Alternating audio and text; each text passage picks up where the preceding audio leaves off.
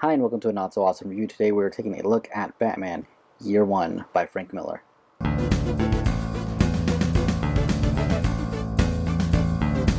So Batman Year One came out in 1987. It was printed in issues 404 through 407 of the Batman comic book, and since then it's gotten, a reputation of being one of the best and must-read Batman stories of all time. Usually people rank it right behind Frank Miller's Dark Knight Strikes Back, and it can go back and forth between people, between Year One as number two or The Long Halloween as number two. Both of them are really good reads. All three of them are actually really good. Year One was part of the continuity up until the New 52 release of Year Zero, which kind of wiped it away, but it still exists in the Dark Knight universe. Frank Miller once stated that he believes that all of his Batman characters, like everything he's written from Batman, all exists in the same universe, even though there could be some like timeline errors and stuff. But if he says it's so, and who's gonna argue with Frank Miller? I mean, he's a really good writer. Yeah, a lot of people don't like The Dark Knight Strikes Again. Is that what it's called? I have it back here.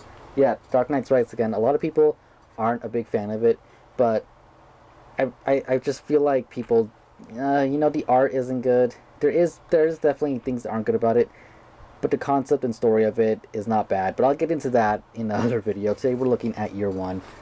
This is a hardcover. I'm not sure when this came out, this particular one. I know that it's been reprinted time and time again. It's, paperback, hardcover, paperback, hardcover. The best way to probably get it right now is either buy the trade paperback, because it's just relatively easy and inexpensive, or if you can, get the version that comes with the DVD. This isn't that version, but there is like the Dark Knight Returns I have back here, which I would show you, but too much work. Basically, it's a hardcover. There is no dust cover. The cover is just like on the actual book itself, and in the back comes with the DVD, and it's just a good way to get it in hardcover with the movie. Usually goes for around $30 or less, which isn't that bad if you're thinking about it as in $15 for the movie and $15 for the book. Anyways, for those of you who haven't read Year One, it really is. It really is. It's a really good book. It's a really good story. It's the first year of Batman's career. Bruce Wayne has just returned to Gotham after, I believe, 12 years. He's 25 years old now. And, is it 12 years? So what age would have that meant he left in if it was... I'm not doing the math. I believe it is 12 years. I'm not 100% on that, but like I said, he comes back at the age of 25, which I'm pretty sure is correct. At the same time as he's arriving in a plane, Gordon is arriving by train. He's just, been hired by the GCPD. His wife is coming soon, and he is hesitant. He doesn't, like the idea of Gotham and like having a family there. It's like not one of the safest places to be in, as we all know. Anyone who's read Batman would know. And yeah, the story really just goes from there. We get a switch back between Gordon and Bruce / Batman finding his way. We get, the famous, like, I shall become a bat line. We have Gordon trying to get rid of all the police corruption in the city.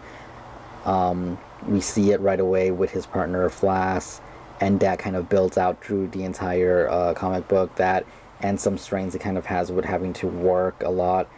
Puts a strain on his marriage with Barbara, and we do get we get a really good storyline with him. It's just, you have to trust me on that. I am going to try and keep the spoiler free, because it's what I do. Eventually I will be doing more spoilerific versions of these reviews, but that'll be in the future. As for Batman, we get to see him kind of struggling to find his place as Batman. Like I said, we get to see him get that inspiration from the bat flying through the window, him wanting to become the Batman, like him taking that as a sign to become the Batman. we get to see him not be welcomed by the police, because obviously you're a mass vigilante. Like, the police don't know who he is, and not to mention that there's already corruption, so that doesn't help. We do get Selina Kyle in it. We get a good-ish in a origin story with her. Overall, it is a good book. My only complaint with it would be the fact that Batman's or Bruce's inner monologue is all in cursive, which is fine, but I don't know. To me, reading handwriting is more of a chore than anything. You have to. I feel like when you read cursive handwriting, you have to put effort into reading it. Probably not the same for everybody, but it feels like that. Frank Miller does it a lot in his books, even in the Daredevil books, I believe. Good portion of them are in handwriting with the inner monologue. I'm not 100% sure. I want to say I remember that being the case, though. Funny enough, usually I'll show the book and stuff and read off the description written in here, but really the only description in here is he will become the greatest crime fighter the world has ever known. It won't be easy. Yeah. The Batman Year One, it's definitely worth the read. The art in it is good. It's not too spectacular, but it is pretty good detailed. The coloring is usually, here's one shade. This whole panel is one shade of this color, one shade of this color, with some other colors thrown in, obviously, like black and stuff, but because we're doing a, let's say, pink tone here, the black isn't as dark as you would see. It has highlights of pink around in it. The white is more washed out to, match that color. It's good. It fits with the story. It's not my favorite type of art style, but it does fit in with the story. Batman is drawn. There's, some places where he looks really good and some other places where I feel like it's not the greatest, but heck, it's way better than anything I can draw, you know what I mean? Yeah, the story is good. We get to see everything progress throughout the year. We get places where we see what, date it is, June 7th, October, whatever, things like that, which help us, keep track of time.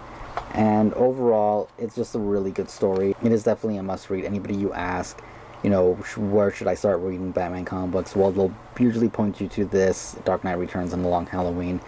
Like I said, it's not in continuity anymore, which kind of sucks. It's in a way better, in many ways better than Year Zero. That thing, I feel like the first volume of Year Zero is really good, but where it goes with the second one with Riddler and everything kind of gets weird, at least to me. And here's the thing. Year One, no supervillains, no crazy stuff like that, no Joker, just corrupt cops and mafia, and I guess if you want to count at the end, Selina Kyle. Stuff may or may not happen, who knows, but we get introduction to her, other characters that will be sticking around for a while. It's definitely recommended. It is a great introduction to a character, though if you want something with more action and you want something where Batman is, at his peak, where he's, handling bigger crimes, where there's supervillains involved, then it's definitely not the book for you, and I'd recommend going to Court of Owls or something like that. But if you want to see where he started, then this is a good representation of it. Like I said, Year Zero is the new continuity, though, you don't have to read in order from, this continuity, and then the new continuity, because it's always going to change with the times. I mean, eventually we'll have a new... whether it takes another 20 years, 30 years, 40 years, we'll have a new origin story for Batman. It is going to happen at some point. So if I had to give this book a rating, I'd probably give it a 4 out of 5. It is short, 4 issues long, just under 100 pages. Like I said, the handwriting... The thing is about the handwriting, if you're reading at night and you're kind of trying to relax, to me, it puts a strain on my eyes, because I actually have to lean in a little bit more and try a little bit harder to read, which can sound sad. I mean, I'm sure there's probably people who can read handwriting really good, but The thing is, you can't always read everybody. You know, everybody's handwriting is different. Can't always, you know, read one person over another person's the same way. At least that's my opinion on that. But yeah, I definitely recommend it. Go get it, go read it, check it out online, get it digitally, buy the DVD combo, like I said. Yeah.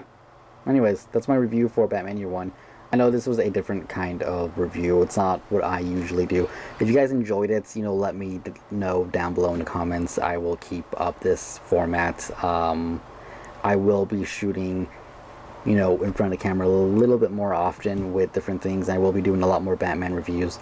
But yeah, if you guys, you know, like I said, if you guys enjoyed this format of the review, then let me know and I will keep it up. If not, well, we'll just see. We'll see how this video goes and we'll talk later. But anyways, it's pretty much all I got to say. So thanks for watching. I will see you guys later. Goodbye.